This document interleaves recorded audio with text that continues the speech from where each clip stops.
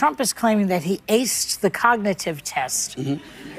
Even though he's going on late-night Truth Social tirades, in the middle of the night, he's texting and calling Governor Walz a name that we don't use anymore to disability. He's attacking female reporters as piggy and ugly. He's falling asleep in the middle of a meeting. I mean, I said yesterday that Marco Rubio is boring, but not that boring that he would fall asleep. So what do you think's going on with him? Trump is being Trump.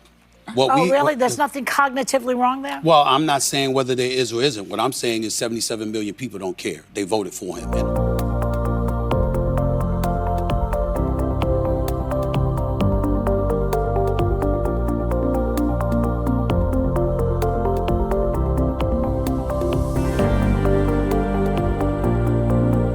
Point is, he's the president of the United States. Despite the onslaught of stuff that was coming his way, he knocked off folks, and the Democrats let him because they weren't on their game.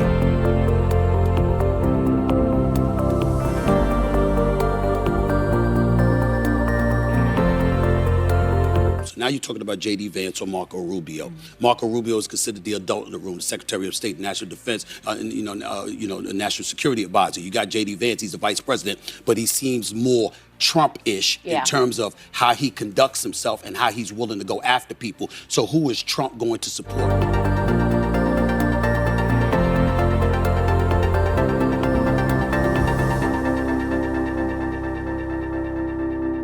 In the end, what it comes down to is that you're going to have to beat him because he is going to make sure he dictates who his successor is going to be.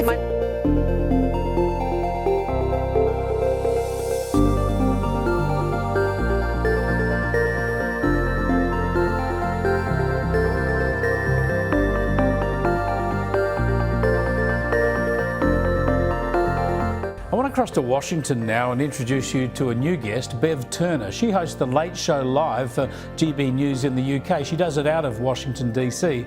And last month she managed to catch up with the president. And for a man who's faced every conceivable question over many, many years, in the public eye, of course, Bev managed to surprise him. Have a look. I often think watching you that actually being a good president is a bit like being a good father. Yeah. Tough love, clear boundaries in the interests of the people that you're looking after. Does it ever occur to you how much the role is like being a father, being a president? I've never thought of it that way. I can't believe I'm getting a question I've never thought of or never been asked before. If you think about it, I love this country, I love the people of the country, but people do say, what do you recommend for growing your children? And I've seen so many children, I've seen so many brilliant children of brilliant people go bad and become tremendous failures. And I find that so much of it's caused by drugs, alcohol, different substances. Yeah, as I put to Bev, it's often said that being a good parent is about tough love, and if there's ever been a politician that delivers tough love, it's Donald Trump. I think yes, Chris, I didn't think that question would land quite so well with him, and we know he's quite sort of braggadocious, don't we? And I thought he might sort of bask in a bit of glory for a minute about what a great dad he is, and he didn't actually, surprisingly. He sort of pivoted to the advice that he gives people when they talk about how to be a good parent, and actually, love him or loathe him, because I know he's a very divisive figure. He has a very successful family. They are so close to him. When you see Donald Trump Jr. and you see Eric talk about their father, they are so loyal to him every single time. And, any of us who has grown-up children would love to think that our kids would defend us in that way, but not everybody's does. So he's done something right, let's be honest. He sure has, and those children, many of them actually involved in his project, involved in his politics, his political operation and his administration, in fact. When it comes to tough love, though, the issue where Donald Trump has been toughest is the one of border control and illegal immigration and deporting illegal immigrants who are criminals and the like. And the latest incarnation of that has been his incredibly strong language about immigrants into the US from Somalia. Have a look at this. The welfare is like 88%. They contribute nothing. I don't want them in our country, I'll be honest with you. Okay? Somebody would say, oh, that's not politically correct. I don't care. Well, Bev, how is this going down in the US? It's incredibly strong language directed at the populace of a whole nation.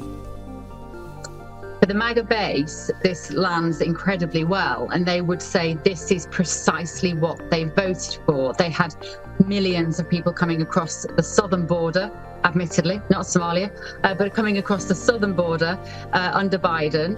And so they are thrilled that Donald Trump has actually taken illegal migration down to statistically zero for several months now. I mean, as a Brit, with our problem with illegal migration, we are, many of us, in awe of how he's managed to achieve that. But of course, the language that he uses is very, very divisive. And we did a poll actually on the Late Show Live that I host for GB News yesterday, and we asked the British people, would you like to see more of this sort of rhetoric, more of this language? And the GB News viewers, 99% of them said that they would like to see that kind of language used in the UK. But of course, it's not just about what you say as a leader. It's actually about what you do, and that's much more important. And today, Trump, in fact, yesterday now, Trump has stopped applications for 19 non-European countries, including Somalia and Iran and Eritrea, and countries that he sees as developing third world countries, which do not necessarily produce the kind of people who might be educated, Western, English-speaking, that this government wants to welcome to America. And of course, we watch him as Brits with some fascination. Absolutely. The UK must be watching with jealousy to a degree. And of course, it's a large part of Nigel Farage's appeal, I would have thought, is his promise to actually get some strength back into border security in the UK. I wanted to venture, though, onto another issue, and that is the ongoing scandal over Jeffrey Epstein. And these pictures we're now seeing of the infamous Epstein Island, nothing really spectacular about the pictures, but they just keep the issue there and provide some intrigue, don't they? They really do. And in fact, I'm literally fresh off air now, and we've just covered this on the show. And it's very tempting when you see these pictures to start becoming voyeuristic and to be looking for details and clues as to who this man was, who was he really working for. And the pictures are extraordinary. It certainly doesn't look like a luxury villa on a Caribbean island that you might think. It's quite sparsely decorated. There is quite mysteriously a dentist chair in one of the rooms that we might have just seen, with those sort of what look like paper mache masks all around the world. Around the walls. It is very, very creepy indeed, and it raises more questions than it answers, actually, this footage. And we look at it like this. There's a wet room with lots of towels. We know famously there was a massage room and massage beds in there. So this is the first lot of images that we've now got, but it won't be the last, I don't think. Yeah, and you got to remember those victims. Epstein convicted of trafficking in sex, young sex slaves, effectively. You got to remember those victims.